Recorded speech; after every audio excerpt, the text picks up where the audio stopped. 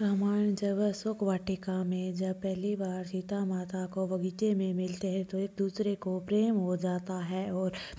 एक दूसरों को उसी नज़रों से देखने लगते हैं। और राम और सीता का दशरथ की तरह प्रेम हो जाता है, जिसके कारण एक जानकी के पिता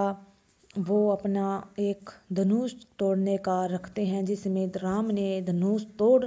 देते हैं और सब राजकुमार देह के देह रह जाते हैं और सीता माता को प्राप्त करना चाहते थे। उसी तरह उनकी वरमाला लाकर सीता माता उसे गले में पहनाती है और वह अपने वर को चुनने में सफल होती है, क्योंकि वह उसे बगीचे में पहली बार मिली थी, उसे प्रेम हो गया था और वह उसका विवाह हो जाता है राम से।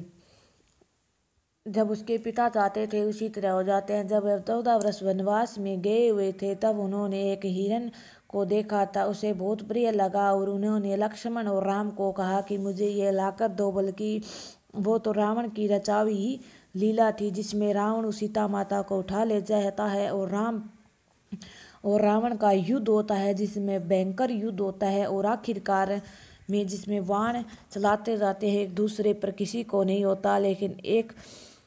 रावण के भाई ने उसे बताया था कि रावण की सुंडी में लग जाने से उनकी मौत हो सकती है और वह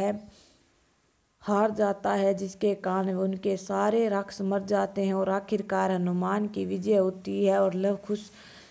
पैदा होते हैं, जिसमें वह घोड़े को छोड़ते हैं लेकिन हनुमान जी को बंदी बना लेते हैं, जिसमें अनेक घटनाएं होती हैं और वह लव कुश दरबार में प्रवेश होते हैं। जब उन्हें पता चलता है कि उनके पिता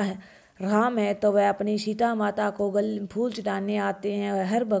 हर माता को लव कुश जैसा पिता मिले, लेकिन उसे राज दरबारों में जो रहते थे राजकुमार, उन्होंने अग्नि परीक्षा देने की बात कही, लेकिन उसे सीता माता अग्नि परीक्षा में सक्सेसफुल हुई और अग्नि देवता प्रकट हुए और उसे पवित्र माना जाता था, जिसके कारण सीता माता पवित्र कहलाई। धन्यवाद।